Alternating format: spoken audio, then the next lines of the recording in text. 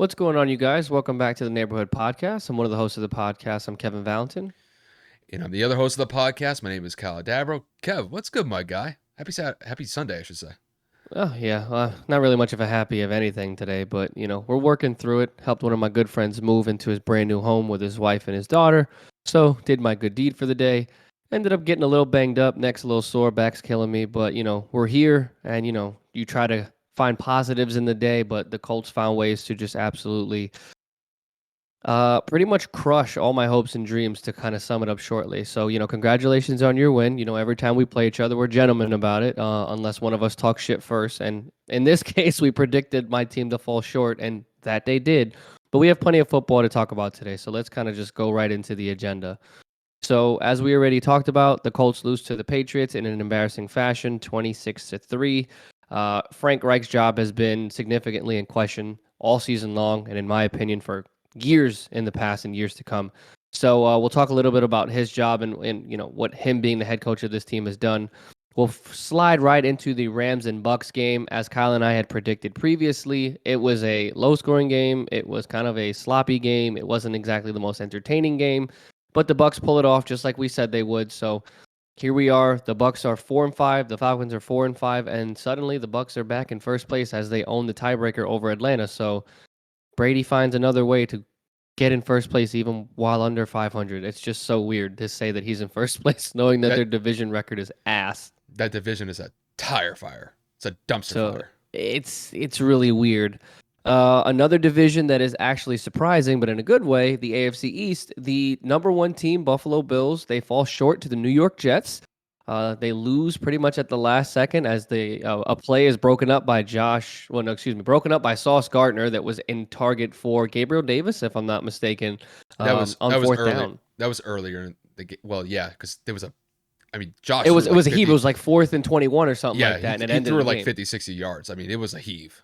Yeah, so it was like a last-ditch effort. The Jets hold on and they improve to 6-3. Buffalo falls to 6-2, and we're sitting here. We're looking at three teams with 6 wins in the AFC East, and the division is now up for grabs. It's no longer Buffalo by a mile. And all the teams in that division are over 500 since the Patriots just won today, and they're 5-4. Yeah, so it's competitive. It's competitive. It's definitely going to be interesting go down the stretch. Our last two segments that we're going to talk about in the NFL are going to, of course, be the Seahawks and Cardinals, as Kyle and I once again predicted. That boy Geno came through. Cardinals fall short. Seahawks improve to 6-3. Another surprise that nobody saw coming. Cliff Kingsbury just falls another game that they potentially had an opportunity to win, and his job continues to be in jeopardy. Moving into the Packers game, don't even get me started with this one. The Lions pull the upset and get their second win of the season as the Packers lose their 5th game in a row. Yeah, they're 3-6. What are we doing right now? Yeah, their season's over. It's over. The Vikings are 7-1. Like, there's no way they're going to come back in that division. The Vikings pretty much are going to win that division probably by the end of the month. We're also hearing rumblings that people are saying play Jordan Love. Let's before we even get into any segment, that's not going to fix a damn thing. You're talking about a back-to-back MVP. It's not because he's not putting in the effort. You see on a lot of these problems, and again, we'll get into a full analysis in a second. It's miscommunication week in and week out. Drop passes, fumbles, turnovers. It's like he can't catch a break in reference to Aaron Rodgers. So again, we'll talk about that in a little bit later. But again, Jordan Love is not the answer. If Aaron Rodgers can't do it, you sure as shit can't trust your backup quarterback that has no meaningful playing time over the course of the last 3 seasons. And then to kind of round it out, of course, we'll mention the Titans and the Chiefs game that is currently going on there at halftime. The Titans are up 14-9. Surprisingly to Kyle and I, again, just something that we did not expect. Derrick Henry is 8 yards short of 100 yards before the half. At the half. And then, of course, we will mention the MLB season has come to a close. The Houston Astros have won the World Series, blah, blah, blah, blah. And anyway, now we will go into the baseball offseason. So we'll talk about that a little bit later towards the end. But Kyle, that was a little. I got to give you kudos. I want to talk about it. I got to give you your kudos. Let's just get right into the Colts and the Patriots game. The Colts lost. The Patriots embarrassed us, and it sucks to say out loud, but it's not like I didn't see it coming. So the floor is yours. The bragging rights and the kudos, whatever. first of all, before we actually dive into the actual segment itself, are you gonna be all right? You gonna be all right with this one? I know you have I'll a be lot in the okay. chamber with this one, bro. Like, I'm gonna do my best to keep myself composed because, as you guys already know, for regular listeners, it's late and I can't give my full emotion, but I will do my best. okay, all right. I just wanted to preface that. I needed to get that out before we dive into this because Kev, like, I don't think there's really any other way to say this. The Colts had probably one of the most abysmal performances I've ever seen the entire season. Like, it was literally a domination by the Patriots. So yeah, let's just dive straight into the game. The Patriots soundly defeat the Indianapolis Colts, winning by the score of 26-3. And even though that the Patriots scored in the mid 20s, largely this was a defensive effort from the Patriots that pretty much carried them to this win. The offense was, I would say, inconsistent at times just because the Colts defense was pretty solid throughout the course of the game. But that Patriots defense was hellacious. They had pressure on Sam Ellinger the entire day. The Colts could not run the ball effectively in any way whatsoever. And not only that, the Colts allow 9 sacks, which, Kev, tell me if I'm wrong here. That's probably a season high in sacks allowed compared to any Yeah, game I throughout think the I think season. Matt got sacked 7 times in one game. So yeah, So this was pretty much as bad of a performance that you could see it from the Colts' perspective. With the Patriots, they do bump up to a 5-4 record. They get over a 500 record and do actually remain competitive in the AFC East after this win. But really, the focus I want to put to Kev here is the Indianapolis Colts and how they're going to proceed forward with Frank Reich at the helm. And I know that Kev's had a lot of things to say about Frank Reich and his coaching duties with the Colts over the years, but I mean, after this type of performance, this is definitely disheartening to say the least. After essentially getting spanked by 3+ possessions. So, Kev, to kick this one to you, what are your overall thoughts of the Colts essentially just getting dominated by the Patriots in Week 9, and how do you think this affects Frank Reich's status moving forward? well, I'm gonna start this with "I told you so." I'm gonna start this with "I've been saying this for 3 years, maybe even 4." I'm gonna preview this with firing Marcus Brady was not the answer. Firing our offensive coordinator that didn't even call the plays made no sense. The fact that our offensive line coach was not fired, beyond me. The fact that Jim Irsay refuses to comment after our third straight loss, absolutely comical. And the fact that every single Colts beat writer, sports reporter, and radio broadcaster has interviewed Frank a multitude of times this year for some quotes that I'd like you guys to hear. So, Nate Adkins, a Colts beat reporter, asked Frank Reich whether or not they would consider another quarterback change. He said he needs time to decide on that one.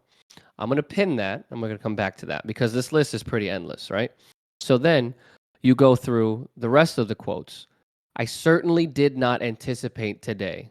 I really did not. Guess who said that? Frank Reich. Don't know how you don't anticipate a team when you're scheming for them all week. But again, that's just the cream of the crop here, right? So it just continues to persist. So basically, another reporter noted that Indy has been outscored 111-42 in the first half of this season. They haven't led in a game since Christmas of last year. It is November 6th of 2022. We're almost a full year into not being able to lead a game. So we'll just continue to go with that, right? So we'll just kind of carry on here as I scroll through. Frank asked by Angela Moraine, another Colts writer. Frank is not going to, excuse me, she asks about the reasons why we lost. And his response, I'm not going to put this on the O-line. I just have to believe that we'll get it figured out. Now the quotes kind of persist and persist and persist. So I'm just going to, like I said, pin it there, and we're going to elaborate on the first one.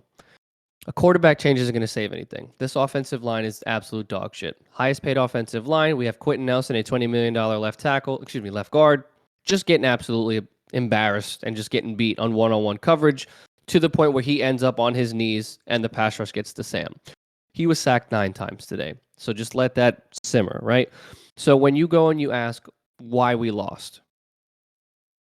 I don't know. It sure as shit wasn't because of the defense, because in the fourth quarter, it was 16-3 at one point, and that's only because the defense was able to keep us in the game as long as they did. As time progressed, the Patriots defense was able to continue to accumulate sacks. They forced a pick six, yada, yada, yada. We all know how the story goes from there, right?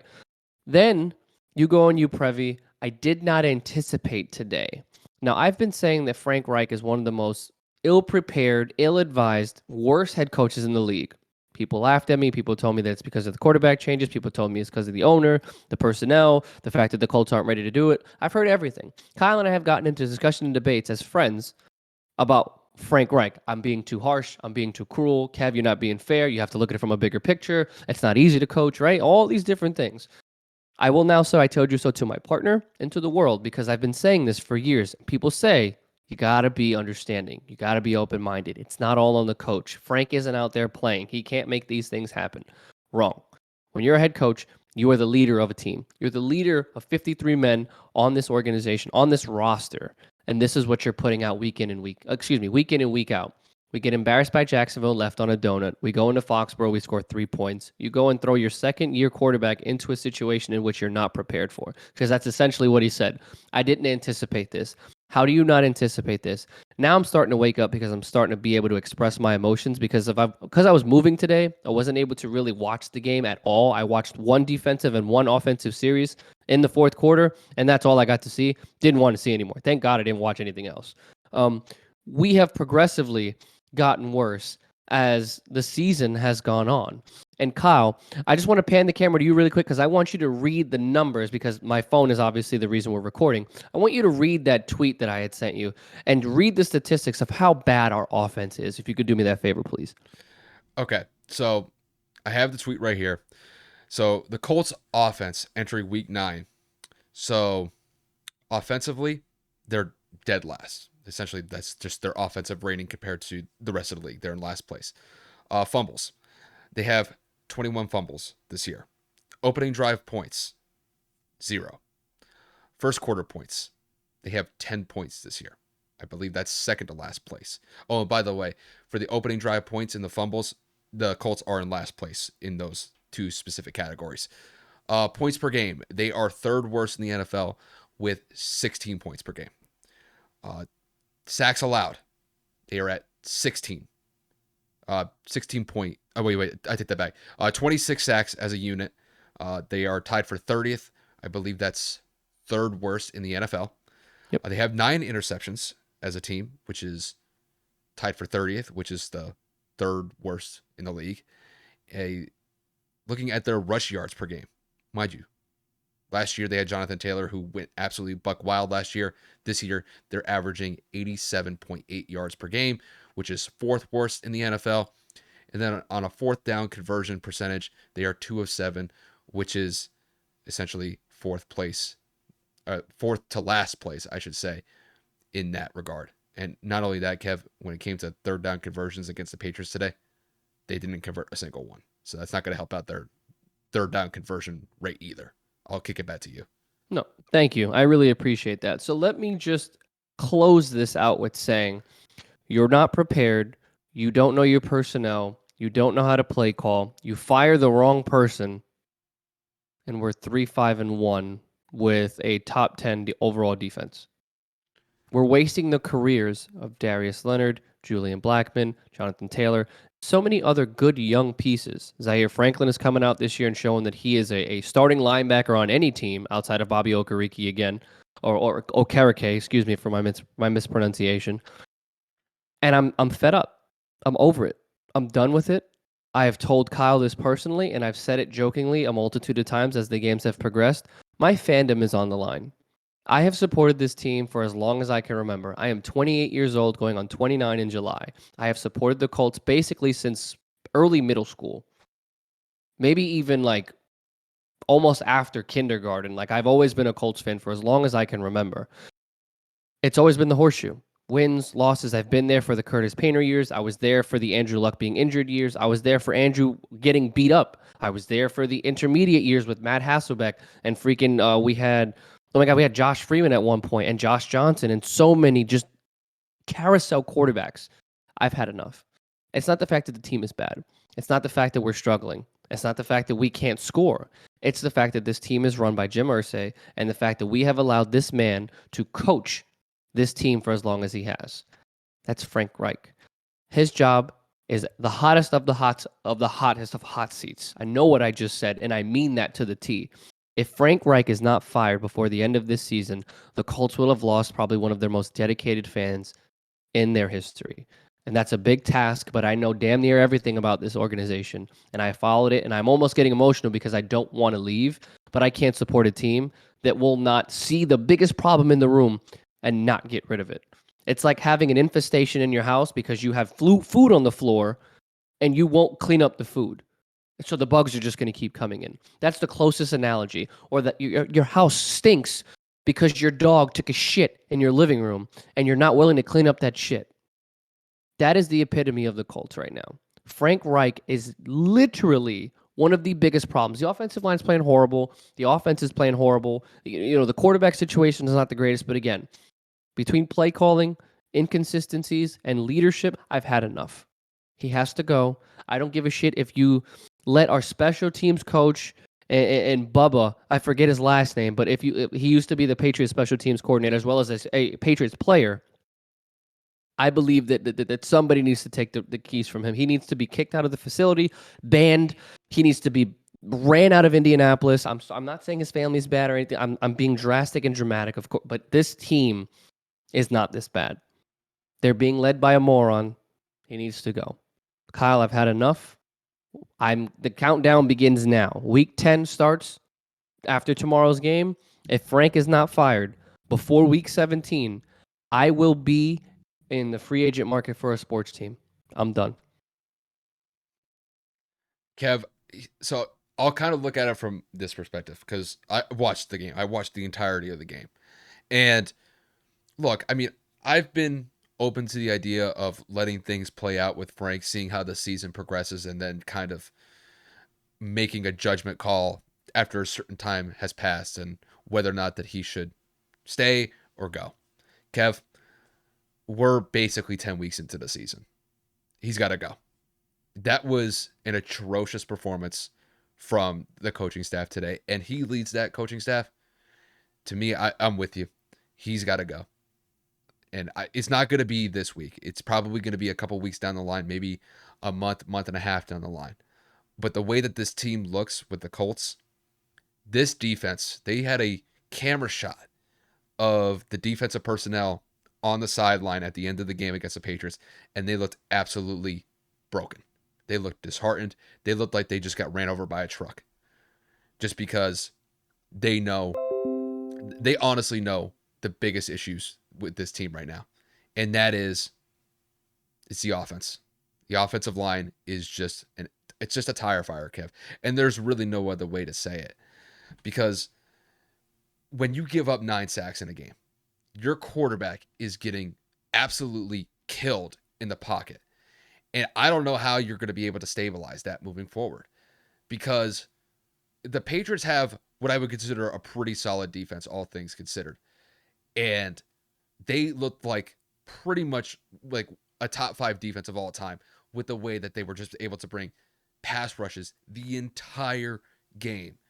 I mean, Matt Judon had what I would consider a career day. Josh Uche, same thing. When you're able to get 9 sacks and bring effective pass rushes as they were, there is no way that the Colts were going to win that game in any way, shape, or form. The fact that they got 3 points is kind of a miracle. And the only reason why they got the 3 points was that they were able to get a fumble off of Jacoby Myers, which led to a field goal. That was all they were able to get out of it.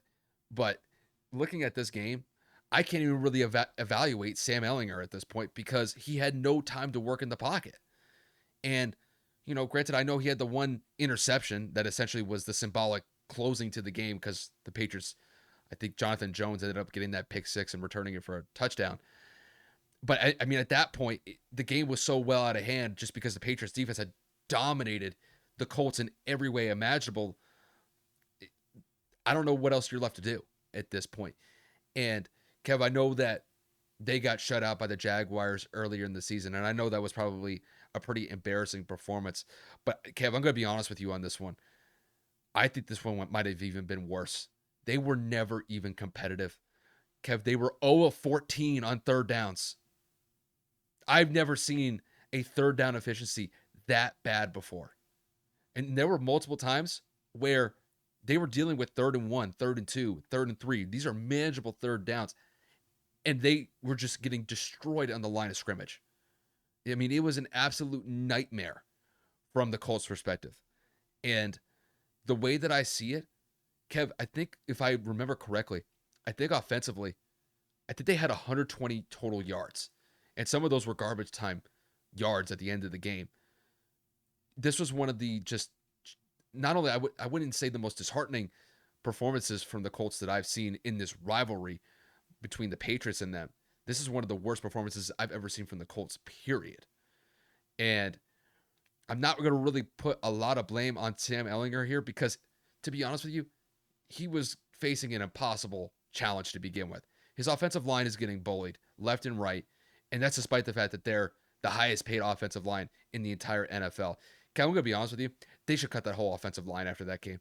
You give up 9 sacks in that game, I'm like, I might as well just cut the guys because I could probably find 5 offensive tackles off the street that could at least play a little bit better and play a little bit more inspired football. And as far as I see it with the defense was the only thing that kept that team in it. Because the Colts defense, you got to really look at their effort. I mean, they came to play. They kept the Colts in it. And just the offense did no favors for them whatsoever. So no matter what sort of stops that the Colts were getting defensively, it wouldn't matter because the offense was just mired in inconsistency, ineptitude, incompetence. You could throw any sort of adjective on it that you want to. But the Colts are an absolute disgrace at this point. And the way that I see it, they might be the worst team in the NFL right now. I know that some teams have some worse records out there, like the Lions. I know the Texans are probably one of those teams that are basically at the gutter of the NFL. But I'm looking at that performance that the Colts had in Week 9. It was an absolute embarrassment. And I'll pretty much just leave it at that. But just to kind of round this thing full circle, Frank Reich needs to go. He is not helping the situation here. I understand there's some personnel issues that are at play here, but I think this is just coming down to effort. I don't see the team performing offensively with really any sort of passion or heart. And when the offense really, to me, is not showing any sort of heart, at that point, there's got to be a change. And I think with them throwing Marcus Brady under the bus and essentially using him as a scapegoat, I think was extremely disrespectful. And I'm just of the mindset that, within the next couple of weeks, if the Colts continue this downward trend, Frank's got to go.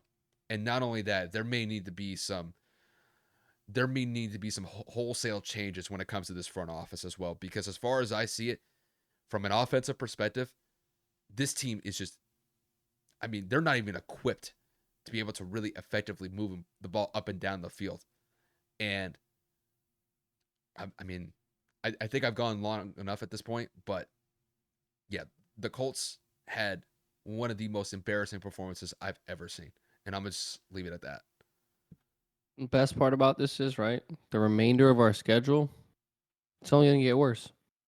The Raiders, I know people shit talk them. They play tough. They're not an easy game. Josh McDaniels isn't stupid. And obviously Derek Carr, Devontae Adams, we all know that list, right? Right after that, we have the undefeated Philadelphia Eagles. I can go fuck myself, right? Yeah. Then we have Pittsburgh, which is a potential winnable game. But again, I think TJ Watt will be back by that time. So that might be worse for us. Then you got Dallas, one of the best teams in the NFC. Then you have Minnesota, who's the second best team in the NFC. Then you got the Chargers in that high-powered offense that Justin Herbert still leads somehow, some way. Then you got the Giants, another tough team in the NFC. And then you close out with the Texans. Tell me where we have a break. I don't think we have a break until potentially Pittsburgh, but again, because TJ will be back by that guy. 2 games. Steelers and Texans, that's it. Every other we are a potential top 5 lottery team in terms of top 5 picks in the draft. And it's just going to continue. The fire sale is going to include, I can predict already, Quentin Nelson may get shopped. I think that Shaquille Leonard might get shopped. I think that our safeties and secondary, like Kenny Moore, they're probably going to get shopped for picks. If Chris Ballard is still on this roster, I have no idea. I think Jim Irsay needs a clean slate, clean house. Everybody's got to go. We need to reevaluate, and the tank years have begun. Excuse me, I hate the word tank. The rebuild years have begun, and we will start to now accumulate the pieces necessary to be competitive in the AFC. Our window is closed. The team is not the same. Jim Irsay needs to sell the team. I don't give a shit if you sell it to a homeless guy, because at that point, I feel like maybe that person will be able to give me something. So here's your thumbs up, Jim, because you like to tweet when it's least important to you. You had to tweet that Marcus Brady was relieved of all his duties. Good luck to you out there in the future. Yeah, you can kiss my ass, because we got another video of you leaving on your mighty golf cart, not speaking to a single goddamn reporter. But the second we win, you're the first person to run up and talk some shit. The entire organization's front office and leadership is done. I'm over it. Let's move on to the next topic. Yeah, because Kev, even I went in on that one. That was just a disgraceful performance. And when I don't see heart, when they're just getting bullied, yeah, something's got to change. And it's not. And honestly, I kind of left this part out. No matter what sort of coaching change comes about, whether it's in this season or the off season, I don't know if it's going to help. Nope, it's not, because it's a personnel issue. Like I said, there's going to be some cuts, some trades. We're going to have to accumulate different things, and I use the term "we" lightly now because I'm teetering towards dipping. But it's going to be a long remainder of the season for the Indianapolis Colts. Another team that's going to be long for is going to be the Rams. Defending Super Bowl champions lose today in a tough one. They lose to the Tampa Bay Buccaneers by the score of 16-13. Kyle's boy Tom finds a way to win. As the game closes itself out, Tom Brady goes for 280 yards and a touchdown, throws the ball for 58 pass attempts, which is just ridiculous that man has to shoulder that much weight at the age of 45. So, Kyle, I'll pose this one to you. Do the Bucs have a shot to make a run at a playoff berth? And what are your thoughts on this atrocious game? Well, Kev, I will say that we did actually say that this game was going to be a grind. And that's exactly what it was. This game was just a full out trudge of a game. Both offenses struggled against the respective defenses. And even though the Bucs won this game, Kev, I'm going to be honest with you. By the end of that game, bro, I just felt like nasty.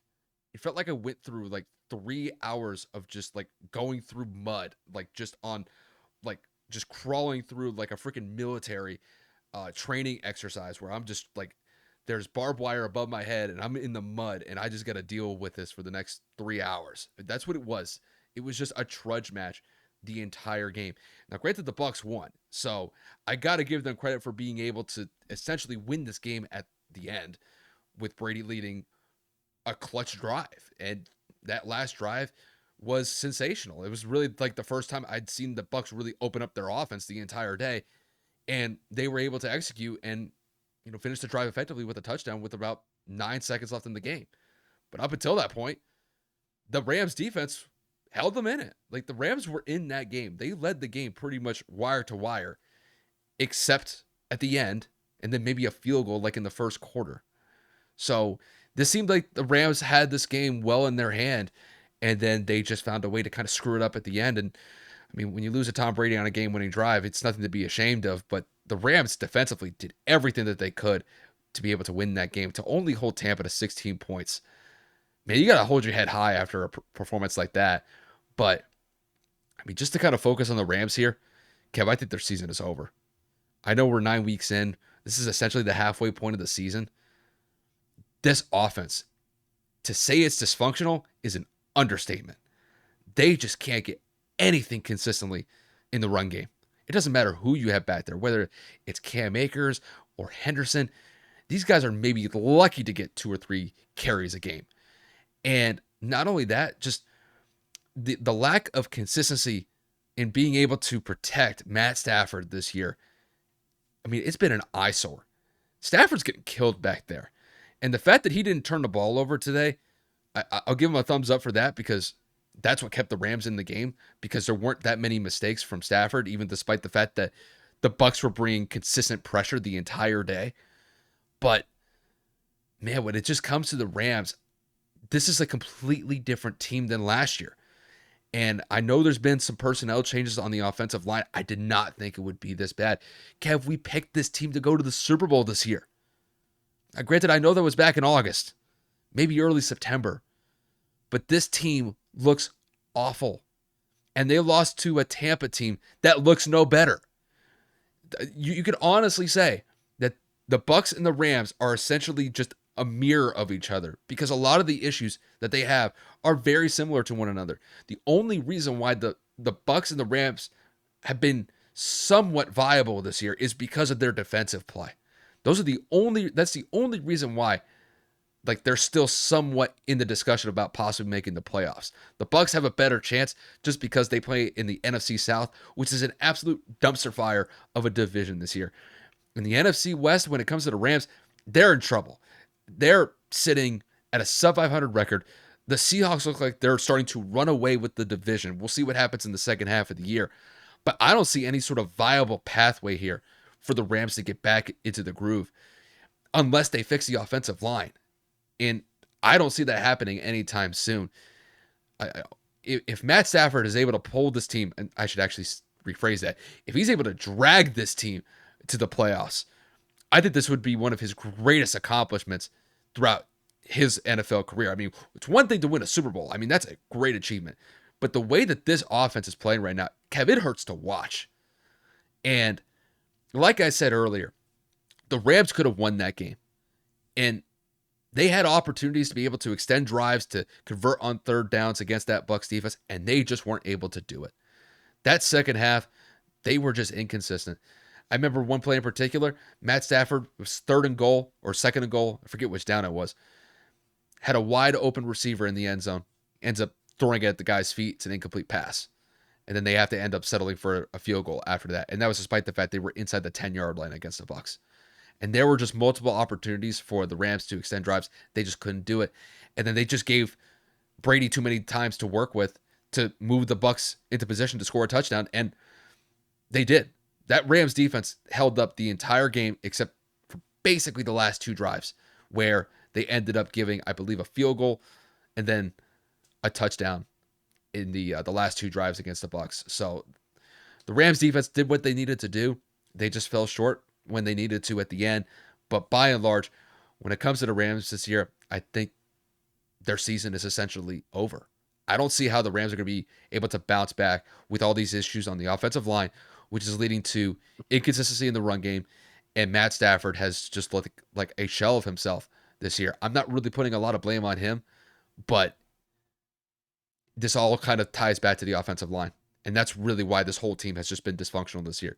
And it's essentially the same reason why the Bucs have looked the way that they have. So, yeah, I'll just kind of leave it at that. The Rams are screwed as far as I see it.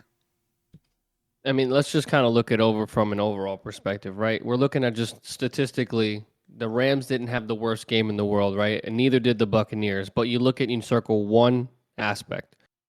They both can't run the football. I mean, the Rams were going for 2.8 a carry. The Bucs were going for 2.6 a carry. Matthew Stafford couldn't get anything going in terms of consistency with completion. But again, like Kyle had alluded to, there were no turnovers. Matthew Stafford was also sacked 4 times. Tom Brady was only sacked 1 time. So the offensive line was able to succeed in protecting Brady. He was only hit 3 times. The pressures were there. You know, he obviously felt Aaron Donald and a couple of other defensive linemen. And of course, at the end of the day, when you're shifting and moving around in the pocket to make throws and you're passing it 58 times, there's going to be a point when you're like, damn, I'm tired of running. And again, he's 45. So the Bucs did enough to win this game. And obviously being led in that game-winning drive for Tom Brady to go down the field in however many seconds it was, I forget the number, for them to get this win at home, it was immensely pivotal for this team to completely turn around their season potentially, especially with Atlanta losing. This could be the start of their season turning around. The Rams, we just talked about, there's no shot of them turning this around, especially because of the division that they play in. Obviously, the 49ers are still themselves, and they're getting better as the weeks progress, as they continue to get healthy with the trades that they made. And then, of course, you have the Seattle Seahawks at 6-3, which I'll never not say this every time we talk about them, which I know we will talk about them in a few minutes, but damn, I am still in shock that they are as good as they are this year. It is almost impossible for the Rams to get anything going on any facet of the ball. People are saying that it's Sean McVay's fault. People are saying that it's management's fault for making the deals with the devil that they did in terms of trading away their future for all the players that they acquired last year. Obviously, they go and get OBJ. They obviously go and get Von Miller. They go and they get all these other pieces, and it's just like you traded your entire future away for pieces that are not playing very well. And of course, at the end of the day, Von Miller ends up leaving to go sign with Buffalo, but it is what it is at that point. That's just the nature of the business side. The Rams can't get it going, right? So I'm going to give you guys one more stat here, or should I say one more couple of numbers. So Cooper Kupp did his thing with a bad ankle or a bad knee, whichever the injury was prior to the game. It was an ankle. It was an ankle. Okay, so it was the ankle. He goes for 127 yards and a touchdown, right? 9 targets, a 69 yard longest reception. The next person's Allen Robinson, 3 for 24, 5 targets. Everybody else, garbage. Absolutely garbage. Van Jefferson, 0. Skorowick, 0. Darrell Henderson, 0. Bryson Hopkins, 0. Tyler Higbee, 0. Brandon Powell, 0 in terms of receptions, but they were targeted. Oh, excuse me. Brandon Powell had 1 reception. What are you supposed to do when all you throw to is Cooper Kupp? He is the definition of a force-fed receiver. That is another problem, that Matthew Stafford does not trust anybody else outside of Cooper Kupp. So that's how I'm going to end it. The Bucs get a close win, like we said it would be, and the Rams just continue to falter and look worse and worse pretty much every single week. If the Bucs can find a way to use this as an anchor to catapult them back into contention or to relevancy, then so be it. It's nothing to be proud of because you have your 45-year-old quarterback throwing the ball damn near 60 times, but it's a win. So ugly or good, a win is a win. And obviously, that's what matters most in this league. Just to kind of focus on the Bucs, I just kind of want to make some small points here. I have to give them credit. Even though that Brady did throw the ball, 58 times? They consistently tried to feed the run game. They were trying to make an effort. It's just, they just couldn't get past that front four that the Rams had. I mean, the Rams, dude, if there's one thing that I cannot criticize when it comes to the Rams is that their defense is just top-notch. They played top-notch today. Outside of the last couple drives in the fourth quarter, and trust me, I understand that the Rams have had many issues in the second half this year in pretty much most of their games. The differential that I've seen when it comes to the points allowed compared to how many points they've scored in the second half is just baffling. That's where the Rams are losing these games. But when you give Tom time and time again to be able to just get that team into position to score a touchdown, he's going to cash in on one of these eventually. It just happened to be the last drive of the game with 9 seconds left. I believe he hit up, I think it was Cade Otton that he hit up on that game-winning touchdown. So, and I got to give Cade Otton a lot of respect because Cade, he's been one of Brady's go-tos at that tight end position. Now that Cameron Brate's out with this neck injury, it was actually a pretty serious one a couple of weeks ago. Brady's making a consistent effort to get the ball to Otton. And by and large, he's done a pretty solid job under the circumstances. But, Kev, it was a grind. It was the way that we both kind of expected that game to play out. But I've never seen a team just basically fall back to a point where it is the literal definition of dink and dunk. Kev, Brady's getting the snap within a second and a half. He's getting that ball out. Like, I know what that is. He knows that offensive line is not going to hold up. And I give the guy credit. I know Tom has not looked great this year. And there have been many times where you could look back at some of the performances where he's looked shaky. The only thing that I could say about Tom in this regard, he is not compounding the issues with the Bucs offensively. He's not turning the ball over. He has 10 touchdowns to 1 interception. I mean, the touchdown to interception ratio is phenomenal. But he could be making things a lot worse. If this were somebody else, like I'll give you an example. I'll use Mac Jones here, one of the guy's jersey. If Mac Jones were in charge of this Bucs offense, the Bucs might win one game out of all the games that they've played because he would make the issues a lot worse. He'd make the issues a lot worse by putting up some risky passes, some passes that can lead to turnovers. At least Tom is not doing that. So Tom could make making things a lot worse with that Bucs offense, but he's holding it steady. And the fact that he was able to lead that game-winning drive under the circumstances, I give the guy credit. The guy is dealing with a pretty daunting challenge this year with the offensive line and the construction of the personnel that they have there.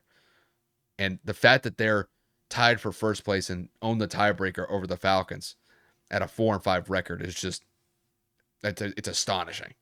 They've looked awful the last month. And the fact that they are sitting in first place is nothing short of a miracle as far as I'm concerned. So maybe this win gives them a little bit of a kickstart to kind of get their shit together. But Kev, I think this season for the Bucs is just going to be an outright grind. They're going to heavily rely on their defense to win these games because the offense is going to be lucky to score 20 points a game. I mean, they scored 16, and it felt like they went to war to get those 16 points. So overall, I think the Bucs are in a little bit of a better position to salvage their season. And you factor in the divisional aspect, they could still make the playoffs. I think when it comes to the Rams, I think they're done. I think they're screwed because they have the same issues as the Bucs do, but they're in a much tougher division. And I don't see the Seahawks falling apart to a point where the Rams could be a competitive team in the NFC West. I'd probably give it to the 49ers. The 49ers have a much better chance to make a run at where the Seahawks are at right now. But the Rams, I mean, they're gonna play out the season. They're gonna try to get back into some sort of playoff relevancy, but I don't see it. I think they're screwed. We'll just kind of leave it at that. Two teams that are not in that situation, because we got to move on at the end of the day, Yep. are going to be the Bills and the Jets. Now, the Bills lose despite what people believe to be a not relatively simple game, but because of the performance that Zach Wilson had the previous week and the Bills having the league's best defense, it was a favorable matchup. Not only in our opinion, but in the professional, media outlets, sports analysts, and whatever have you. The Bills lose 20-17. The Jets move to 6-3. The Bills fall to 6-2. And like we've already alluded to, all four teams in the AFC East are above 500. So Kyle, I'm going to kick this one to you. Was this an example of the Bills showing a weakness of relying on Josh Allen too much, or is that Jets defense for real? Yeah, but I gotta say, I do think that this Jets defense is for real. Even though that they lost to the Patriots last week, which, let's be honest, that was a bad loss to the Patriots last week. Zach Wilson looked like a rookie quarterback last week when faced up against Bill Belichick. Turned the ball over 3 times and really put the Jets in a hole where the Jets couldn't dig themselves out of. And I got to say, I just got to give a lot of credit to the Jets as a whole to be able to bounce back from that, what I would consider is an embarrassing loss to a subpar team in the Patriots last week, and being able to bounce back to essentially knock off Kev. Kev, would you say that the Bills were probably the best team going into week 9? Because I sure did. Without a doubt. Not a question. So the fact that they were able to pull that off, I got to give them kudos for that. And I will say, at first, it didn't look like that. The Bills got off to a pretty solid start. I mean, Josh Allen was able to bounce out of the pocket, was able to extend some plays with his feet, and was able to score a couple touchdowns early on. And then, to me, I really think where this game started to go in the favor of the Jets here was at the end of the first half when they were able to tighten the deficit to only 4 points. I believe at halftime, the score was 14-10. And then the Jets defense, man, they locked up in the second half. To be able to hold the Bills to 3 points in the second half is nothing short of astonishing. And they've made life for Josh Allen uncomfortable. I mean, there were multiple times where he tried to escape and the Jets weren't having it. The Jets were able to just put him into some dicey situations where they were able to get the Bills off the field, force the Bills to punt. And then the Jets, just putting one step in front of another, they were able to establish some drives in that second half to get them into scoring position. And they were able to take advantage of it. I thought that last drive that they had that set them up for the game-winning field goal, that was just excellent play calling. They were able to extend plays on third down, or they were able to extend drives on that third down. Not only that, they just didn't really put the ball in harm's way where the Bills defense could turn the ball over in that late stage of the second half. And I got to give that Jets defense credit. Once the Jets were able to get the lead after the field goal to put them up 20-17, they locked them up. They locked the Bills up. They put the Bills in a situation where they had to convert a 4th and 21 to be able to extend the drive. And I got to give credit to those Jets secondary personnel because, I mean, Josh threw a freaking bomb towards Gabriel Davis with about, I think, like 30 to 45 seconds left. And they were able to knock down the pass. And we all know what Josh Allen is capable of, especially when he's throwing bombs, because Stephon Diggs and Gabriel Davis have made it a point of emphasis, or they've made a living of it, to be able to burn secondaries deep on those passing plays. And the fact that the Jets were able to hold up pretty much 50, 60 yards downfield, got to give them credit for that. To me, this is really what I would consider this is a big achievement for Robert Saleh. This is probably the biggest win that he's had as a coach with the Jets at this point, to be able to knock off arguably the number 1 team in the league, and in the manner that they did it, with essentially shutting down the Bills in the second half. I don't think anybody expected that going into week 9. I thought the Bills were going to run away with this game. This wasn't even a game that Kevin and I even mentioned about discussing going into our episode last week before the games had taken place this past weekend. So it was really one of the more surprising results from week 9.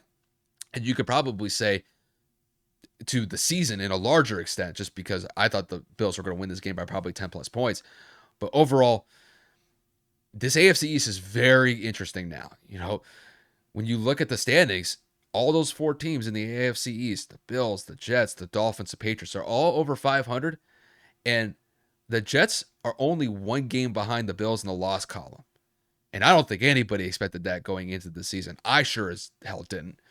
But they've put themselves in a position halfway through the season where they have a legitimate chance to possibly capture first place from the Bills, which is just outright incredible at this point. So overall, a great performance from the Jets. When it comes to the Bills, they had a letdown game. The 2 games that they've lost this year have been divisional games where they had chances to win both of them, and they just made some mistakes that put them behind the 8 ball. But overall, I still believe the Bills are the team to beat in the AFC East. Not really just the AFC East, but really the AFC to a larger extent too. But they got to make some adjustments. I imagine looking at that tape is not going to be easy on Monday. So they'll have a chance to be able to bounce back in week 10. But overall, great performance from the Jets. They earned a dub, and this was a huge bounce back win after a pretty embarrassing loss to the Patriots the week before. So, Kev, I'll kick it to you from here. I mean, I don't really have much to say. I mean, you hit all the critical points. One thing I will circle on is this Buffalo defense has been known all season long for their defense. This team has been known for the defensive presence and what they've been able to do in all facets of the ball, between their pass rush, their linebackers, and their secondary being ball hawks and forcing turnovers, right? That defense was absolutely exposed today. The Jets ran for 174 yards. They got everything they wanted, averaging over 5 yards per carry. And they got away with it. They kept the ball away from Josh Allen. They make sure in the second half that they were able to legitimately just eat up as much clock as they could. And Zach Wilson was turnover free outside of that fumble that he had early on during that game. And you look at Josh Allen, sacked 5 times, 2 interceptions, 2 fumbles. They were able to recover both, but still 2 fumbles. He was careless with the ball. The offensive line did not look good. And I'm tired of saying this, and I tell it to Kyle every single week. Outside of Josh Allen running the ball for 86 yards, the Buffalo Bills have running backs on their roster, and they combined for 39 yards. Devin Singletary and James Cook had 24 and 15 yards apiece. On what earth do your starting and backup running backs have a combined less than half total amount of yards than your starting quarterback? This is an example of what I had alluded to in my question. The Buffalo Bills put the pressure of the entire franchise on the shoulders of Josh Allen. And most starting quarterbacks in the NFL have that pressure naturally because they're the reason why offenses score and move the ball and whatnot. But he has to throw the ball 30 to 40 times a game. He's got to run the ball for over 60 yards a game. He's got to score with his legs and with his arm. He's got to be accurate. He can't turn the ball over. He's got to escape because of the lack of offensive line consistencies throughout the season. There have been some games where he's been sacked. There's some games where he's been hit. There's some games where he's taken a beating when he didn't need to because he was trying to force plays because the team is not doing well around him. So you have to look at the coaching staff and say, this has been an issue since Josh has been in the league. They can't run the football if it's not with Josh Allen. They need to legitimately pull him into the locker room, grab him by his freaking shoulder pads and be like, dude, stop running as much as you do. Slide, like whatever you have to do, like find him internally without telling the media because this is going to get him hurt. 86 yards rushing, 205 yards in the air. Again, two interceptions. Josh Allen's got to do better. The Buffalo Bills have got to do better for Josh. And the offensive coordinators just got to they have to change their mindset. I know that Brian Daboll was there last year and he's now the head coach of the Giants, but this has still been an inconsistency even when Daboll was there. You have to be able to rely on your running backs. You have to be able to create running lanes for your running backs. They only had 12 attempts between the running backs together. Josh Allen had 9 by himself. This needs to stop. The defense will bounce back. They had one bad performance, and it wasn't even that bad because they only gave up 20 points. But when you look at it from a statistical analytics side, 174 yards on the ground is bad. That is a piss poor performance. Zach Wilson didn't have the greatest game in the world, but he doesn't have to because we all know that the Jets rely on the formula of running the football and playing good defense. When you sack the quarterback, you force turnovers, and you run the ball as effectively as you did, especially because you're able to keep it away from Josh, that's how you win. Kudos to Robert Saleh and how he's been able to change the culture in New York. Nobody saw the starts of the season that they've had thus far, especially being the record that they are. But the Jets look to be very serious. Sauce Gardner looks to be very serious. And I think potentially the Jets really have a good shot at chasing a wild card spot this year. Yeah, it's kind of astonishing that they're only one game in the loss column away from tying the Bills, which is just insane because Kev, I think if I remember it correctly, we had the Bills essentially as like a lock to go to the Super Bowl this year. Yeah. So, the fact that we're 9 weeks in, and not only the Jets, but you got teams like the Dolphins and the Patriots that are not that far behind the Bills to, just from a record perspective. This division is a lot more competitive than I think you and I had originally anticipated. It's just, I think it kind of goes without saying that the Bills are still probably a little bit ahead of the rest of the competition. But these other teams are going to be nipping at their heels the next couple of weeks. So the Bills got to be on their A game here. And their 2 losses have been divisional games. Who would have thought that? Who would have thought? Who would have thought that? So, the Dolphins one, I could kind of overlook a little bit because Kev, you remember that game?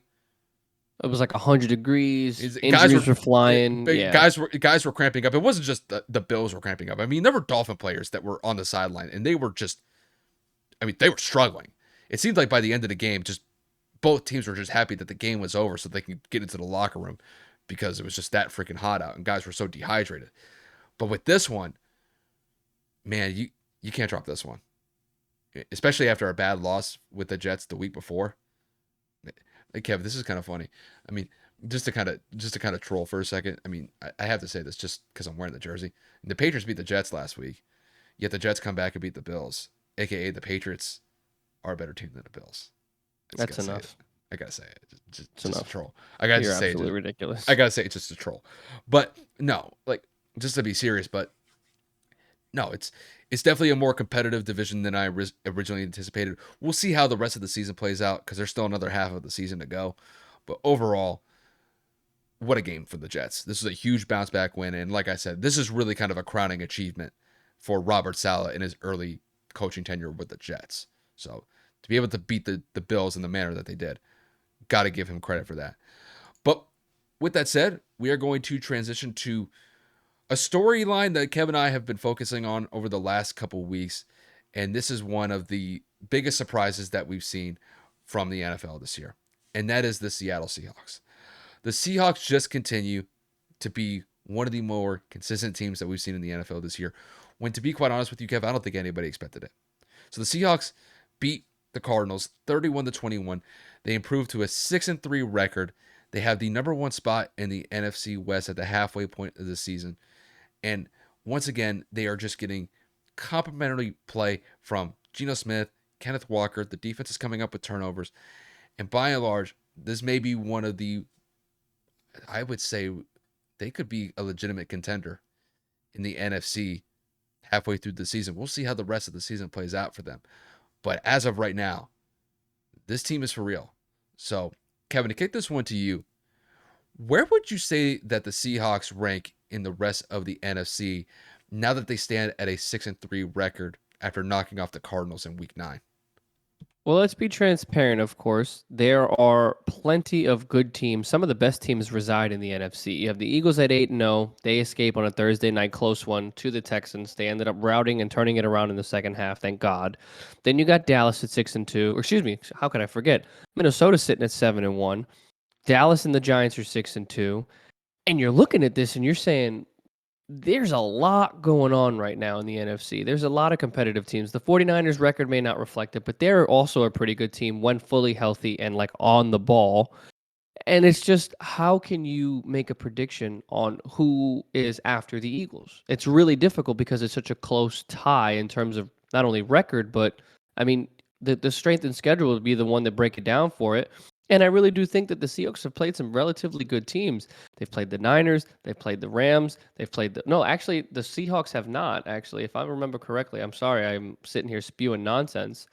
They went and they beat the Broncos to start the season. They lose to the 49ers embarrassingly, so I was correct. They lose to the Falcons. They beat the Lions in a shootout. They lose to the Saints. They beat the Cardinals, Chargers, Giants, and Cardinals again. So, I mean, in terms of competition, they have played a tough 49ers team.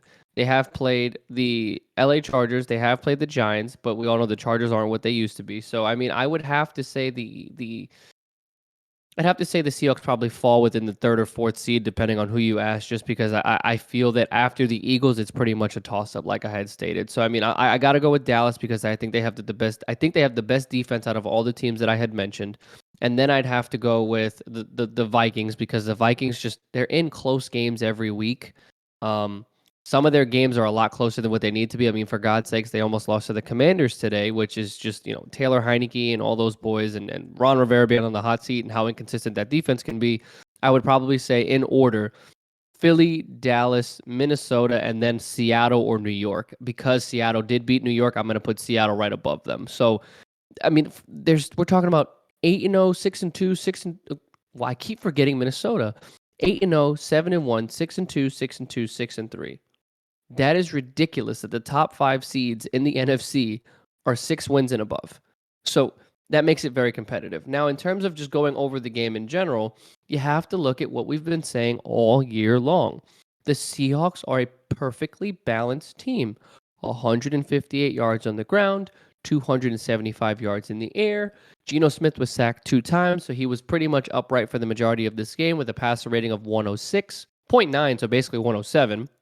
And they kept the ball away from the other team. He had 1 interception early on that was a batted pass, and it ended up being an interception. I hate the fact that that counts as an interception because that's not his fault that it was slapped and then taken away. What are you supposed to say? What can you not say about this?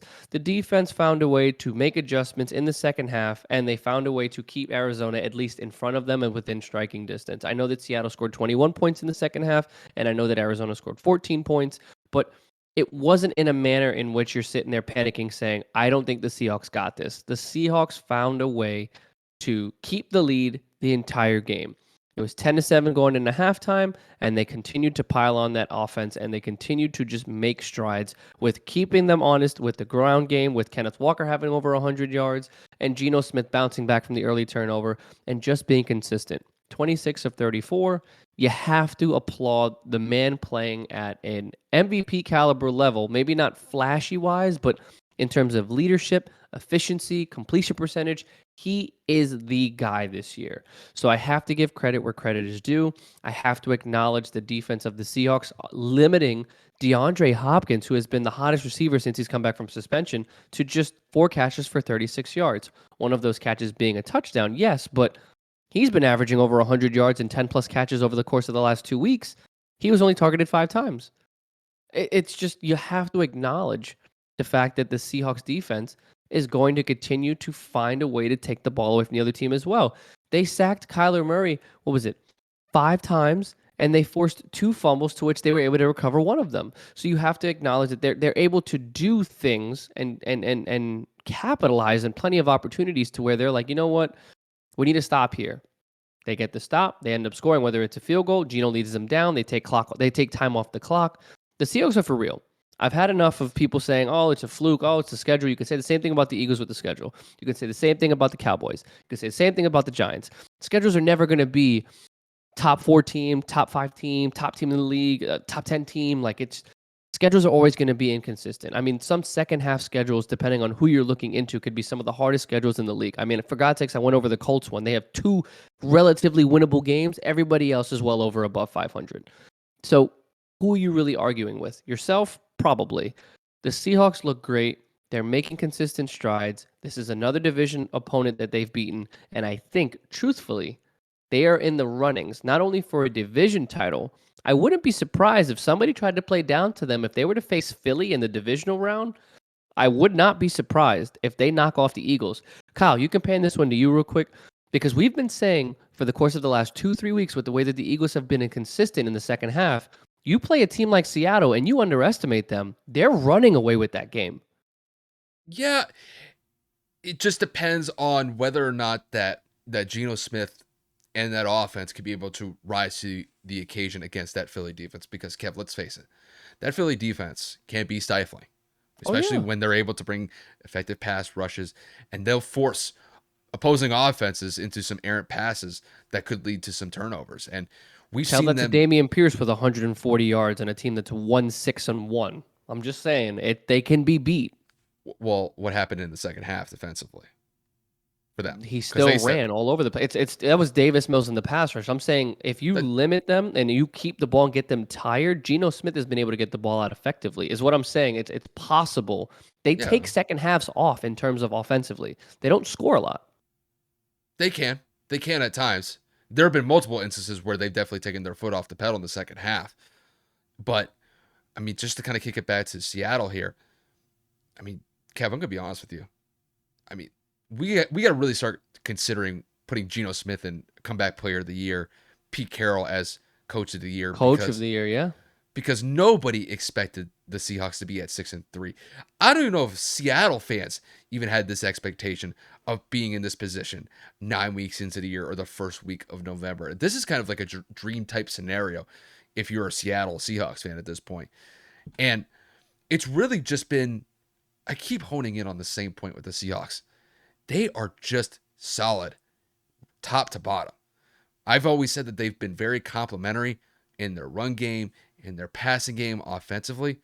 And once again, they just kind of live up to that standard and they're able to do it consistently time and time again.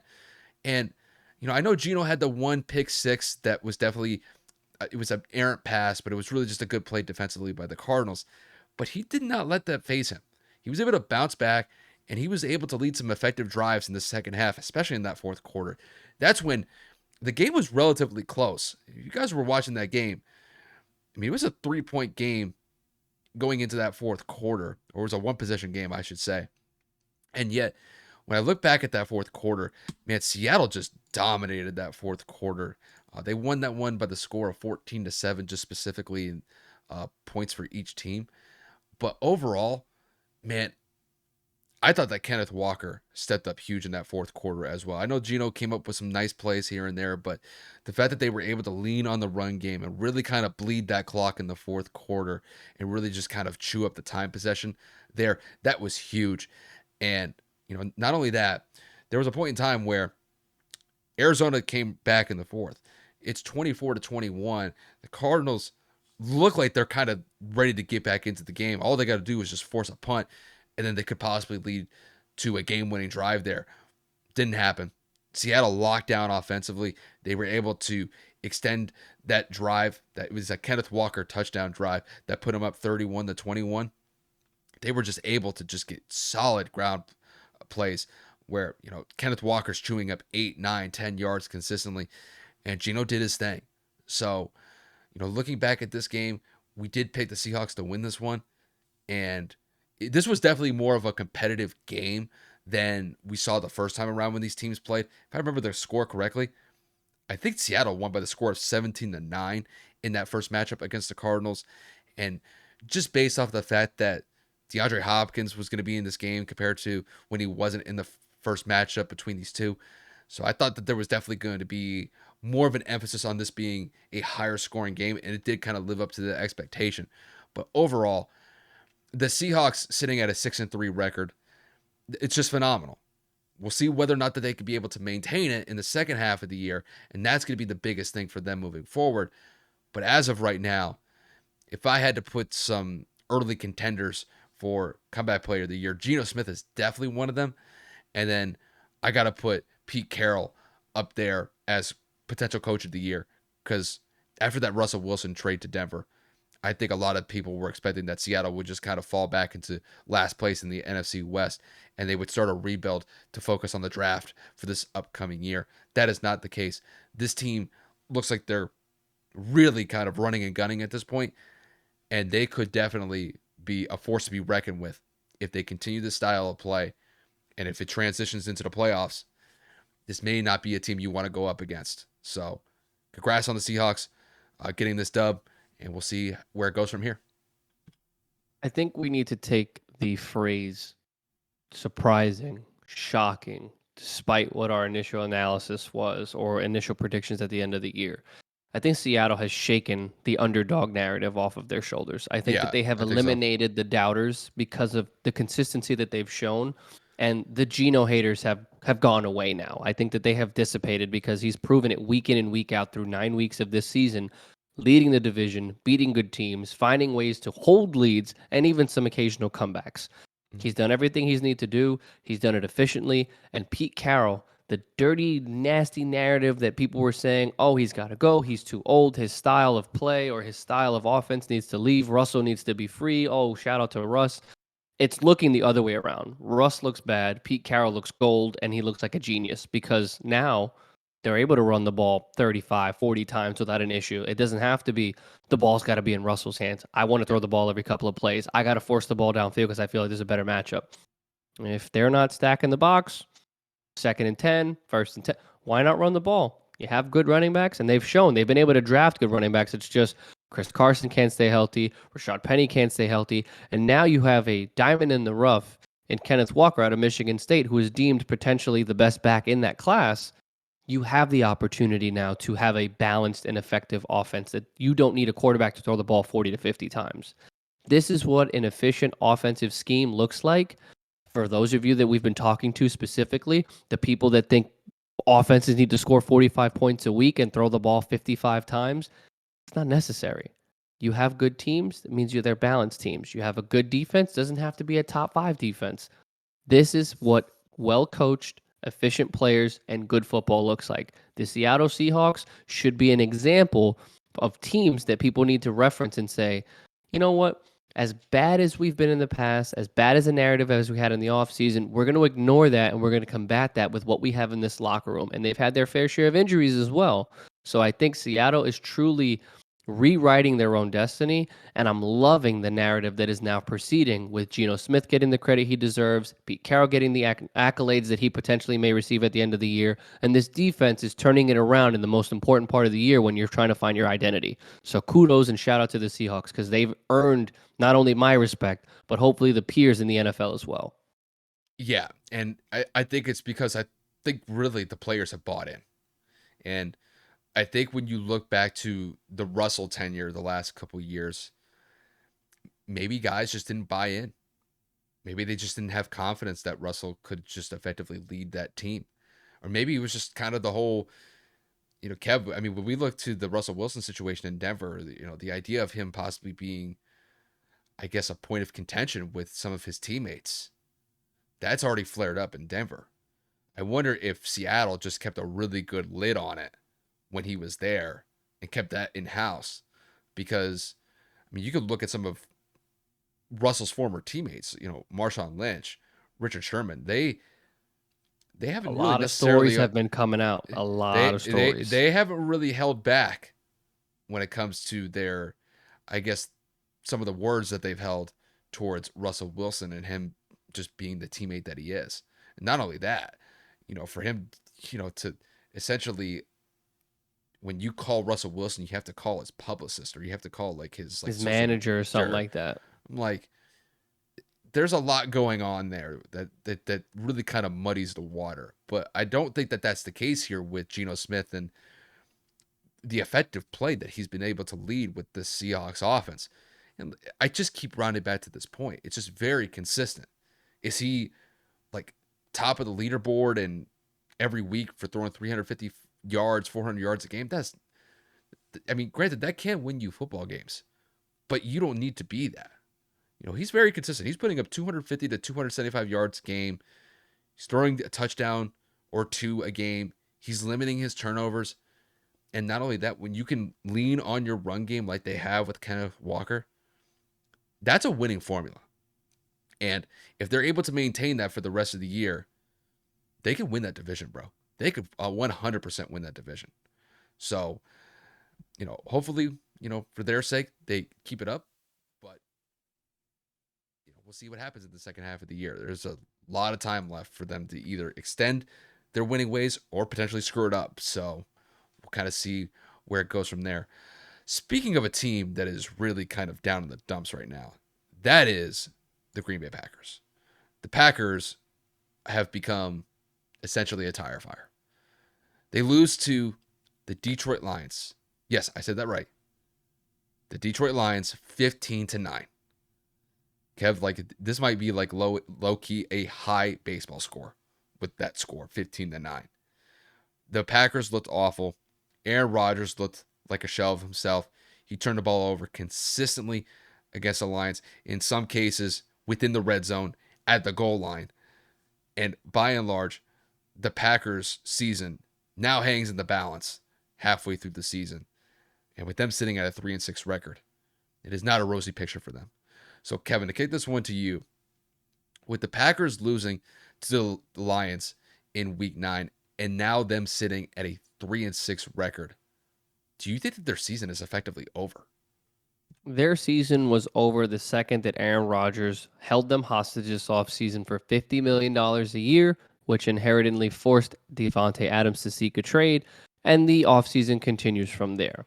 Everybody thought that Aaron Rodgers was the key, right? Back-to-back MVPs. He was constantly in the playoffs, always winning the division, always competitive. Davante Adams leaves, and this is the shambles that is left behind, right? You can't say it's because he's not making attempts at trying to create relationships with other receivers in terms of at least giving them opportunities, because we have seen receivers drop the ball, as we mentioned earlier in the episode, receivers running the wrong routes, miscommunication as to adjustments when a defender is giving you a certain amount of space. There's a litany of reasons. I mean, he threw the ball to 1, 2, 3, 4, 5, 6, 7, 8, 9, 10, 11, 12 receivers got targets. Allen Lazard led the way with 10 targets, and he had 87 yards on 4 receptions for 100 yards, for a touchdown. He is trying to divvy up everything he can to multiple people, and it is just not working.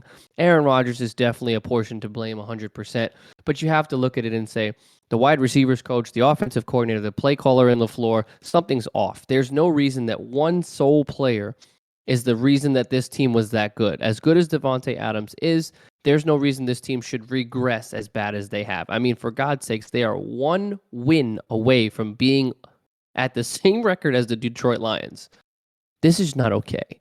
The organization, I'm going to say it, and it's going to sound silly, the organization, to me, seems to want Aaron Rodgers to suffer, which is weird considering they gave in to the demands of Aaron Rodgers wanting the money that he wanted.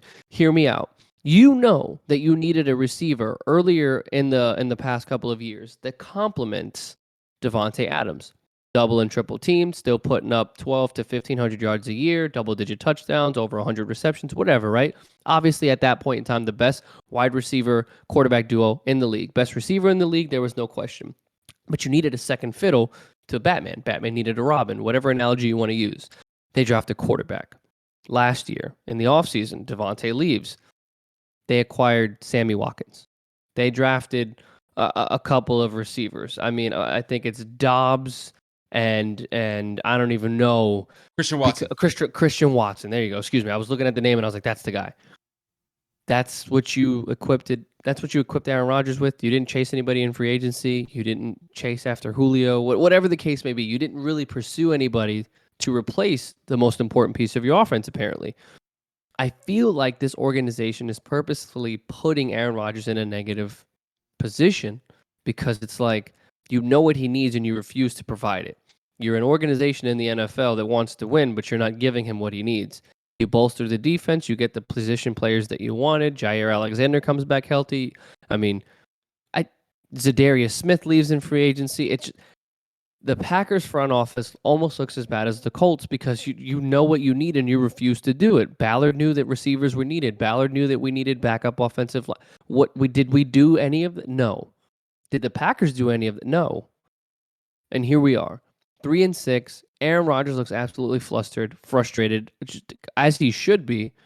But for you to sit there and put up 9 points against the Lions had one win this season. Like, how in the hell did the Packers not find a way to bounce back?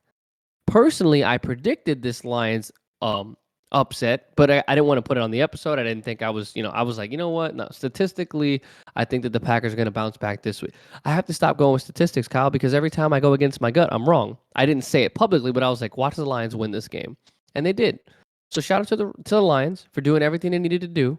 I mean, it wasn't the cleanest game in the world, nor was it the prettiest game, but they got it done. They ran the ball for 117 yards. Jared Goff had 137 yards and 2 touchdowns. He wasn't sacked. He threw an interception. They had a couple of fumbles, or excuse me, no fumbles. I'm looking at Green Bay's side. And aside from the interception, they played relatively good football. Obviously, the defense played well, and they were able to limit Aaron Rodgers. They were able to hinder their ability to move the ball consistently. And here we are. The Packers' season is done. Aaron Rodgers will probably retire, and Green Bay will start a rebuild, just like the Colts have to, because they don't have anything going for them. And it's sad because they have a lot of good players in different positions that deserve better. So, again, shout out to the Lions. They played great game. They played a very bad and struggling Green Bay team, but it's about who wins and comes out on top, not the narrative going into the game. Kudos to the Lions and Dan Campbell. Yeah, when it comes to the Packers specifically, Kev, they just look defeated. Just the inconsistency on the offensive side of the ball. And Kev, I remember we were talking about this earlier in the episode where a lot of the issues that the Bucks and the Rams were dealing with, they seem to mirror each other. And a lot of it's just, I mean, the end result is just the offensive inconsistency is so striking. And that's what's holding the team back. When it comes to the Packers, you could essentially say the result is the same. Now, how you get to it is a little bit different. It just has to do with the inconsistency and the lack of chemistry in the wide receiving core. But now it's getting to the point where Aaron Rodgers is so flustered, he's turning the ball over. And not just a little bit, a lot of it. Okay, when we look back to Aaron Rodgers' MVP seasons the last couple of years, one of the hallmarks associated with those seasons in particular was his ability to not turn the ball over. I think if I remember last year, he only had like 4 interceptions, like 4 or 5 at most. And you compare that with this year, he's turning the ball over left and right. He had 3 interceptions in that Lions game. I mean, we're talking about Aaron Rodgers. And Aaron Rodgers, I'll just be honest. This guy is one of the best quarterbacks in NFL history. He doesn't really have the hardware to prove it, but it's just from a pure athleticism, skill perspective, and what he's able to do when he executes at a high level. There are very few quarterbacks that can be able to reach that level. And it's just, it's astonishing to see how poorly he's playing based on the circumstances. It's just tough to watch this offense move. And they have decent pieces on the offensive side of the ball. It's just, they just can't be able to move the ball consistently. And I was just as shocked to see the Packers struggle this badly against what I would consider an inferior team in the Lions. The Lions are not a good team this year. And granted, I know that you could say that the Lions, they at least, try to put the effort out there. Dan Campbell will rally those players. It just doesn't lead to winning results. I got to say, they played inspired football against that Green Bay Packers team to be able to hold that Packers offense to 9 points. I got to give them kudos for that. But when it comes to the Packers, I mean, to be 9 weeks into the season and sit here and say that their season is over, Kev, I would have never expected that. Ever. I mean, at a 3-6 record, unless the Vikings were to utterly fall apart, it's the only way that the Packers are going to get relevant in the NFC North this year. It's not going to happen. There's a very good chance that the Vikings could finish up with this division within the first or second week in December. You're talking about 3 weeks maybe even 4 weeks left in the season at that point. They're just that far ahead compared to everybody else in the NFC North. And I think when it comes to what's going to happen with Rodgers after this season, Kev, it's going to be very interesting because there have been rumblings about him potentially moving on from football, and maybe this is one of those times where he could see a window of opportunity and leave and just, drive off into the sunset after this season. I still have to kind of see the season play out just because if the Packers find their rhythm, which at this point is a very tall task, and there's no guarantee that they're going to make that happen, maybe he sticks around. Maybe he plays this thing out. Maybe he just chalks this one up as a lost year. Maybe a year where they figure out some issues, or they could look back and maybe see, oh, well, we got to fix these issues here, and maybe we can bounce back going into next year. But I'm just shocked that they look this bad, that they look this inept. And I mean, with the way that they've been playing the last couple of weeks, it shouldn't come as a surprise to me just because they've been on a losing streak for the last couple of weeks.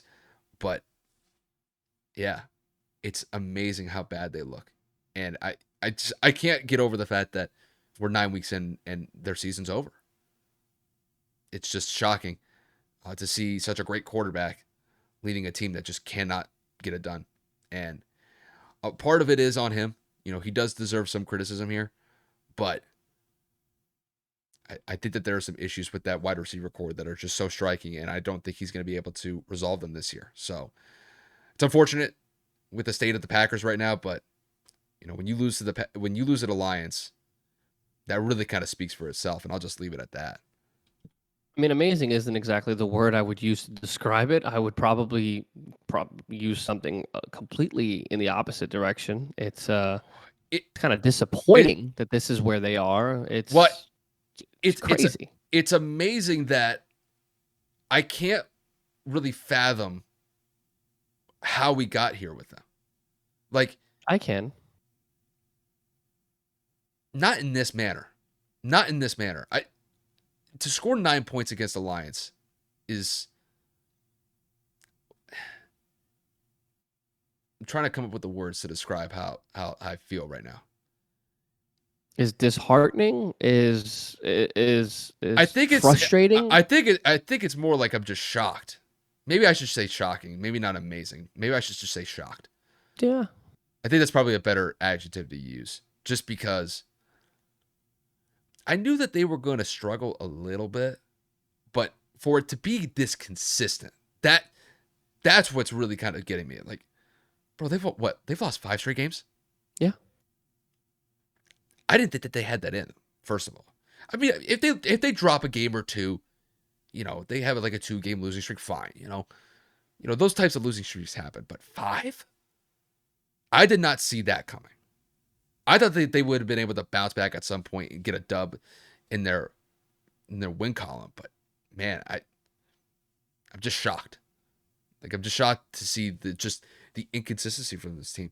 And there have been many times, Kev, where they've been in these games despite how bad they've played.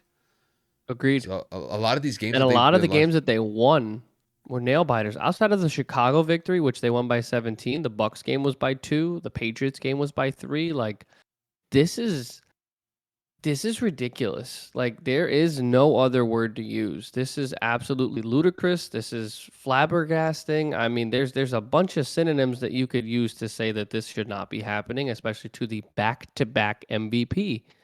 It just, I don't know. I don't think it makes sense, and I think that this team has a lot to figure out, and I blame a lot of this on Aaron Rodgers, but at the same time, the front office gets a big share to blame because it's like, yo, I need to take this car from here to my mom's house, but I don't got a right tire.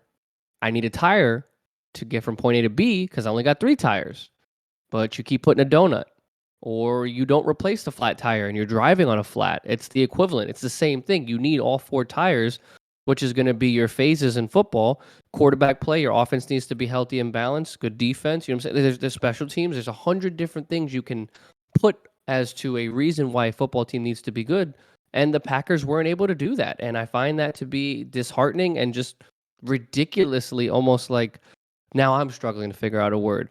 As a front office, you need to be assertive in free agency. You need to be, you need to want to. I don't even know. Like I'm at a loss for words because it's like it's like surprising to me that an NFL GM, owner, VP, whatever the organizational structure is that has to go into picking out free agents and scouting talent, they have failed to do that since they drafted Jordan Love. They've not done anything to help him. You had no, regardless if Devontae Adams stays or not, right? There's nobody outside of him that was able to help. All the targets were to Adams. All the touchdowns were to Adams. There was the occasional dump off because Adams drew the double team or the play call or the defensive scheme was to take him out of the equation, and that's why other people succeeded. But now that he's gone, you can play single high. You can play single high man coverage. You can play two deep safeties. Like what? You can send that fifth rusher because you can trust man coverage. There's no separation. There's no wide receiver that can create a mismatch. There's no tight end that's going to be able to shed a block like a Travis Kelce. There's no running back like an Alvin Kamara that can catch out of the backfield and make people miss consistently because we know that Aaron Jones has games here and again. But again, this offense is not equipped to be competitive in this league the way that it is currently constructed. And just because of the subtraction of one player being gone, that does not mean this team should be this poor. Yeah, it's just I don't know if all of this was tied to Devontae, but he's the one piece that left outside of the Zadarius Smith on the offensive side. The one piece. I'm not saying it's solely, but that's what it looks like. I mean, I will say this. When it came to Devontae Adams and Aaron Rodgers, Kev, until Devontae went to the Raiders, that was by far the best quarterback wide receiver duo in the league. Correct. And without a doubt. And not just, I'm not even looking at it from a statistical perspective. I could pull up the numbers and use that as an argument. I'm talking about how they complemented each other. The chemistry was so locked down between the two of them. I've never seen a quarterback and a wide receiver on the same page as those two. They were in essentially lockstep. And I understand that, the personnel change is a major one with them, but I did not think it would regress to the point where the offense is sputtering to the point where they're putting up 9 points against the Lions. It's what I'll even say this. If you lost to the Lions in a shootout, let's say it was like 31-27, at least I could say, well, the offense is at least putting up some sort of production. That's not happening. You got Rodgers having, 3 picks? Three? Picks. Kevin, hold up. Let me look up his stats just from last year alone. Because pretty sure he had like 7 picks or some shit like that. Maybe so less. Last year, Kev, he had 4 interceptions. Mm-hmm. He had 37 touchdowns to 4 interceptions. And the year before that, he had 48 touchdowns to 5 interceptions. Like, what are we talking? His ratio was always top tier on a historic level on a regular basis. I'm literally stumbling over my own words thinking, was Devontae that crucial? And I didn't think that it would have been that bad. But you combine that with his absence and just the lack of I say lack of chemistry. I should be saying lack of trust. I think that's the better way to describe it. The lack of trust between Aaron Rodgers and the receivers is so striking. The guy has 14 touchdowns and 7 interceptions this year. Kev, this is the most amount of interceptions that he's thrown since 2016. And if I look at this correctly, the last time that he threw double-digit interceptions in one season was 2010. I think that was the year they won the Super Bowl, if I remember correctly. It was. I mean, the guy's gone over a decade plus without throwing double-digit turnovers or double-digit interceptions. That could very well happen here, which is just shocking. You know what else is shocking? The fact that this game just went into overtime. Guys, it is 17-17 in Kansas City, and they're going into overtime. Kansas City has won the toss. They've elected to receive. Just to put it out there in terms of quarterback comparison, Malik Willis is 5 of 15 for 80 yards. Patrick Mahomes is 37 of 58 for 381. This is a prime example of the Kansas City Chiefs struggling against bad teams. They struggled against Bad, bad, Indianapolis and they bad. failed. They failed. Tennessee is playing a backup quarterback that has 2 NFL starts under his belt. Derrick Henry only has 114 yards. Patrick Mahomes has been sacked Only, 4 times. only. Dude, compared to his 200-yard performance, compared to the games we've seen him have 150 in like 4 or 5 consecutive games, to limit him to just 114, he had 98 at half. I mean, Kev, 98 at half. That is 16 yards in the second half. Kev, be careful with statements saying only 114. Kev, the Colts only had 126. Why you got to go there? I'm talking about the fact that he ended the half at 9. He only had 16 rushing yards, and they were winning the entire second half until the fourth quarter, until the final 2.5 minutes. Patrick Mahomes drives them down the field to score a touchdown and convert a 2-point conversion to tie the game. Yeah. Yeah. Derrick Henry only had 16 yards in that second half. What, Casey can't make adjustments? Casey can't step up? But it wasn't because of Malik Willis. It wasn't because Derrick Henry destroyed them. Kansas City has not been playing good. They only have 73 yards rushing on the ground, and Pat Mahomes is throwing the ball damn near 60 times. I'm aware. I saw the... That's not good. What are you going to do? That's their style. That's just their style. That's just the way that they run it. So... Well, it's not a good way. Pat's getting on the field right now to go into the overtime period, so we'll see what happens. We all know what happens every time Kansas City wins the toss. Unless they find a way to go down the field and score. Yeah, unless it's against the Bills. That was a shocking result. So we'll keep you guys abreast with that. But I know we have one final segment, or not necessarily segment, to close it out. But let me get this one. Okay. Yeah, let me get this one. So, Kev, I know it brings you much sorrow and despair. The Houston Astros have won the World Series. They won the World Series in 6 games over the Philadelphia Phillies. And I will say, it was actually a pretty entertaining World Series, all things considered. I know you have some beef with the Astros, and that's well documented. But overall, I thought it was a very entertaining World Series. I don't want to pat myself on my own back here, but I think I did. You did call the Astros in 6. So, personally, I would have loved for that series to go 7. I think both teams played up to that standard, but I mean, looking back at that game 6, I mean, Alvarez pretty much just blew the doors off of that game with that 3-run home run. And that was despite the fact the Phillies were up 1-0 in that game.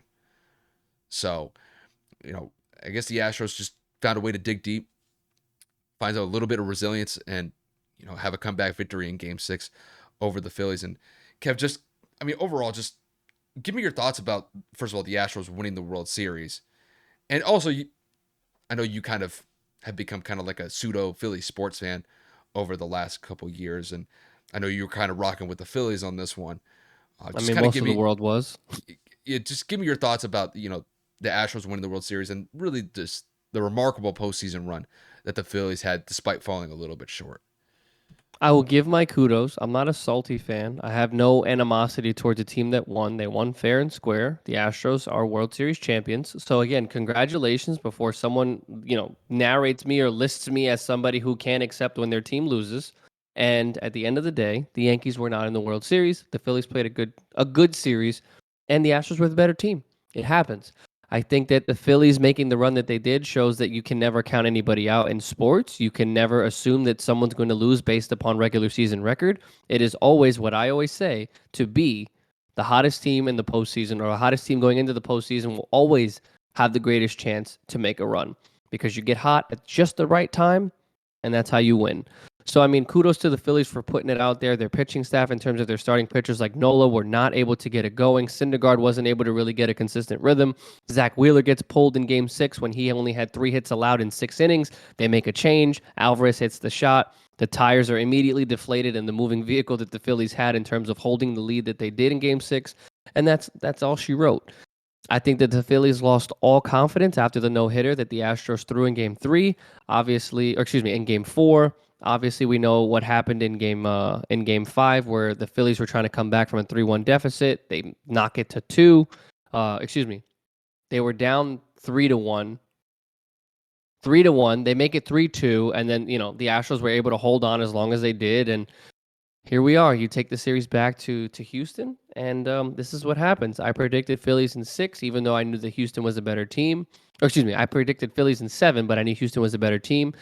And as much as I say I rock with Philly sports a lot more recently, it's definitely never going to be a baseball thing. I cheered for the Phillies because I did not want the Astros to win, so let's not get it twisted. I will never leave my Yankees despite the narrative and news headlines that they've been creating over the last 24 hours. I'm not getting into that shit. But again, congratulations to the Houston Astros. I am merely happy for Dusty Baker, and that is about it.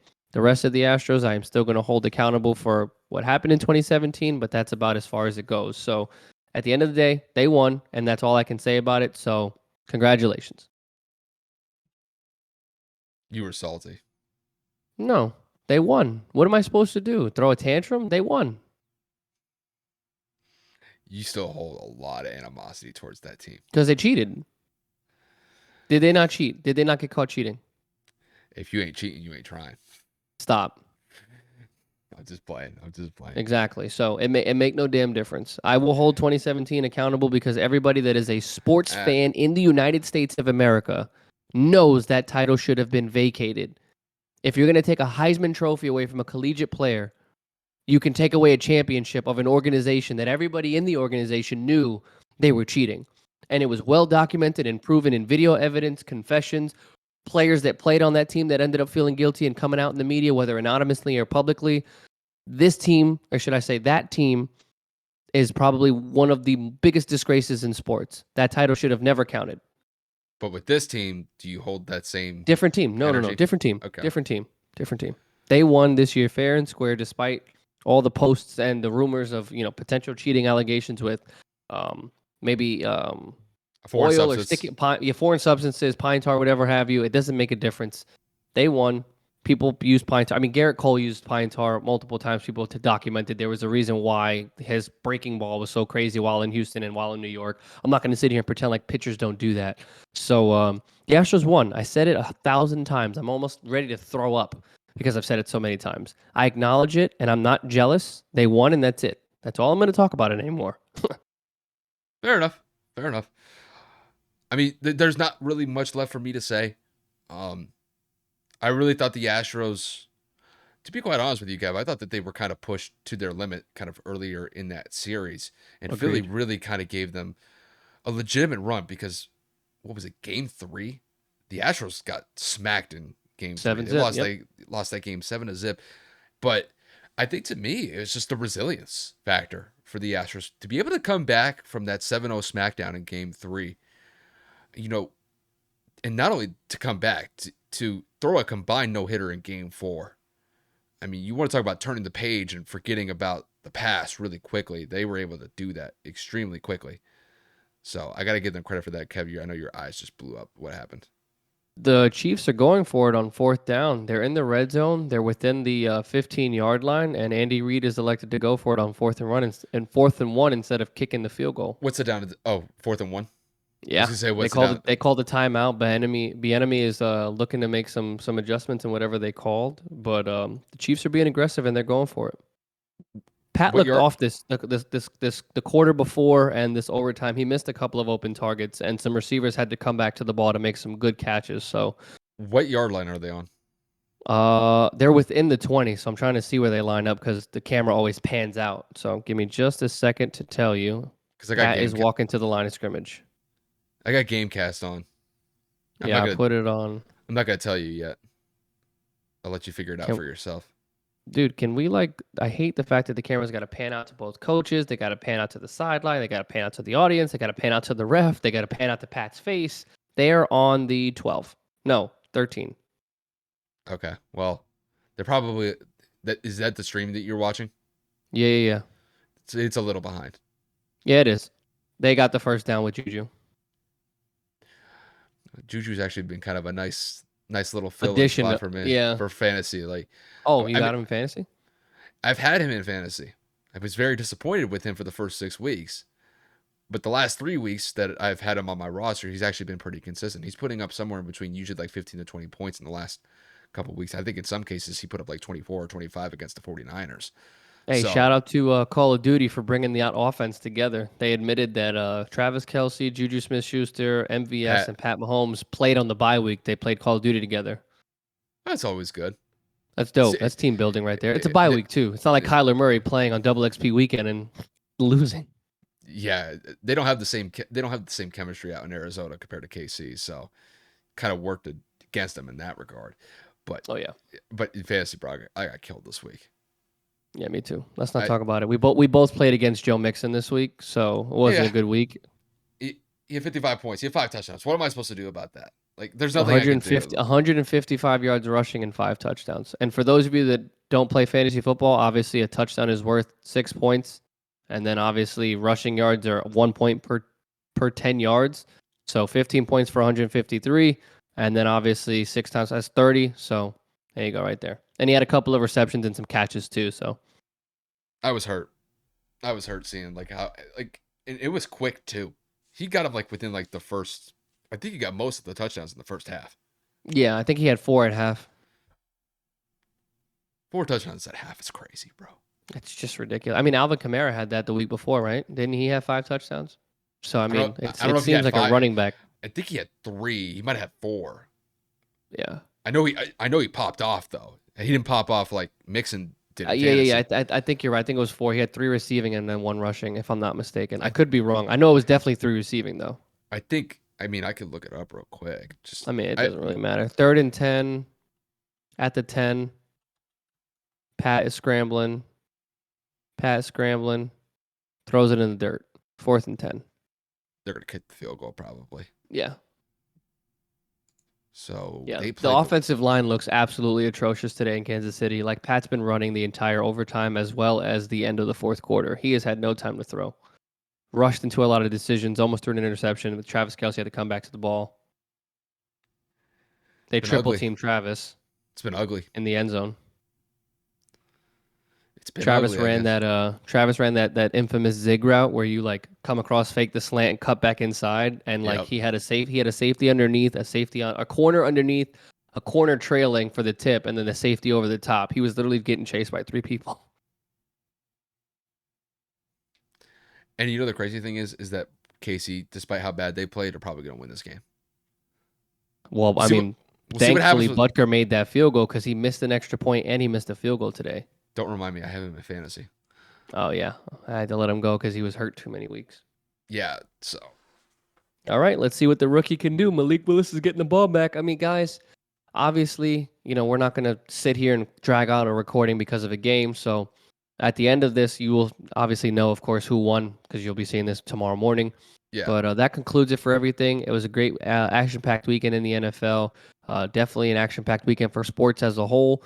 Kyle and I are going to continue to put out content as much as we can. We've seen great success on every single platform last week. I mean, guys, we're up to 660 subscribers on YouTube. So shout out to everybody on YouTube for following us. TikTok, we're over 2,000. I think Twitter, we're approaching 1,300. On Instagram, we're approaching 300. So, I mean, everything is growing. And without you guys, we wouldn't be able to do what we do. So big shout out to you. Big shout out to my partner, like I always say. And we are just eternally grateful for the opportunity to just do what we love. And that's just talk about sports and have fun. yeah. I couldn't have said it any better. Once again, just thank you guys for supporting the podcast. We'll have content rolling throughout the week, so there's going to be no shortage of content for you guys. So hopefully you guys enjoy it. Hopefully you guys just support us moving forward. And until then, we'll see you guys later this week.